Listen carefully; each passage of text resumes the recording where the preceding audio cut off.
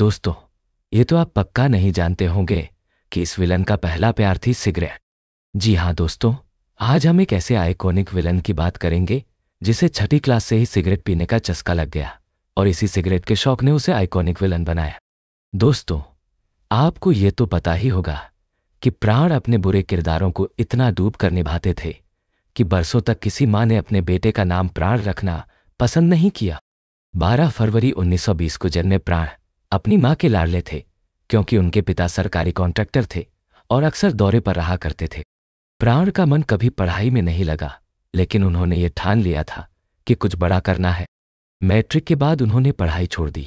युवावस्था में प्राण ने अपने फोटोग्राफी के शौक के कारण दिल्ली और शिमला के एक स्टूडियो में नौकरी की और फिर लाहौर चले गए। छठी क्लास से ही उन्हें सिगरेट पीने का चस्का लग गया। सिगरेट उनका पहला प्यार था। सिगरेट का यह शौक ही उनका फिल्म लाइन में एंट्री गेट बना। पान की दुकान पर सिगरेट लेने गए प्राण की मुलाकात स्क्रिप्ट राइटर मोहम्मद वली से हुई।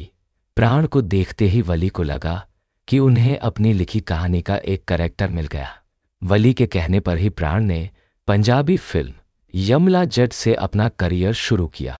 मोहम्मद वली को ताउम्र प्राण ने अपना गुरु और मेंटर माना। यमला जट फिल्म में काम करने के बदले उन्हें 50 रुपए प्रतिमाह मिलते थे। प्राण की दूसरी फिल्म खानदान सुपरहिट रही, लेकिन हीरो बनना उन्हें अच्छा नहीं लगता था। वे कहते थे कि बारिश में भीग कर गाने गाना या पेड़ों के इर्द गिर्द चक्कर लगाना उन्हें नहीं जमता। आज़ादी के बाद प्राण ने मुंबई का रुख किया और फिल्मों में काम पाने के लिए उन्हें टफ फाइट करनी पड़ी। हालत यह हो गई कि पत्नी के गहने तक बेचने पड़े। प्राण धीरे धीरे खलनायक के रूप में फिल्म इंडस्ट्री में छा गए।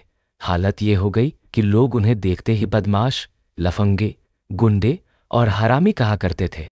बच्चे और महिलाएं उन्हें देख छिप जाया करते थे।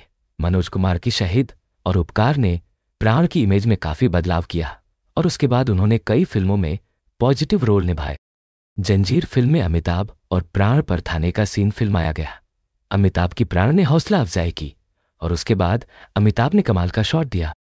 फिल्म के डायरेक्टर प्रकाश मेहरा को एक कोने में ले जाकर प्राण ने कहा कि बॉलीवुड को एक बड़ा कलाकार मिल गया है।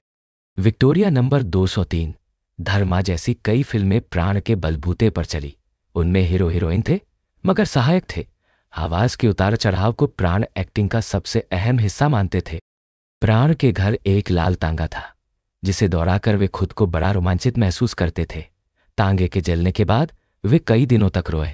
अपने किरदारों में जान डालने के लिए प्राण को अपनी वेशभूषा और गेटअप के साथ प्रयोग करना बेहद पसंद रहा। प्राण ने फिल्मों में जो विभिन्न किरदार निभाए थे, उन किरदारों वाले चित्रों से उनका घर भरा हुआ है। लगातार विलेन बन जब प्राण बोर होने लगे तो उन्होंने अपने बुरे किरदारों को कॉमिक टच देना शुरू किया। रावण प्राण का पसंदीदा कैरेक्टर था। प्राण ने किसी की नकल नहीं की। वे आम आदमी को बारीकी से देखते और फिर अपनी एक्टिंग से उस हाव भाव को इस्तेमाल करते थे। राजनीति और नेताओं से प्राण को चिढ़ थी।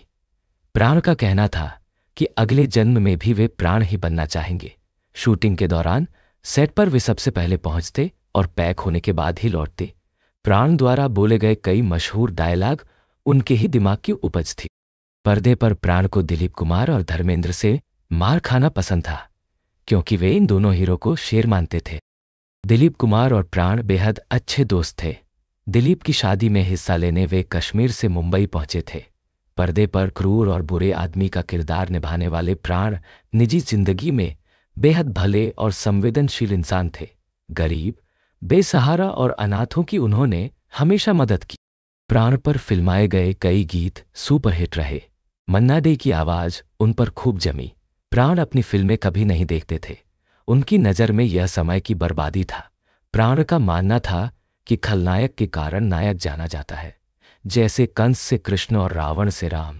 प्राण की नज़र में आजकल के खलनायक लाउड, ओवर एक्टिंग और विलेन की तरह होते हैं। उन्हें हीरो जैसा होना चाहिए। परेश रावल प्राण को पसंद थे। दक्षिण के शिवाजी गणेशन उनके फेवरेट रहे। महबूब खान तथा वी शांताराम के साथ काम न करने का प्राण को अफसोस रहा।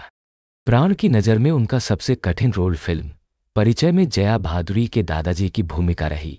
प्राण ने 350 से ज्यादा फिल्मों में काम किया और ज्यादातर फिल्मों में उनका नाम कलाकारों की सूची में आखिर में बड़े अक्षरों में लिखा आता था एन प्राण। अमिताभ और प्राण ने 14 फिल्मों में साथ काम किया और जंजीर, कसौटी, मजबूर जैसी कुछ फिल्मों में अमिताभ से ज्यादा पारिश्रमिक प्राण को मिला था। कई हीरो के मुकाबले प्राण को फिल्म में काम करने के बदले में ज्यादा पैसे मिलते थे।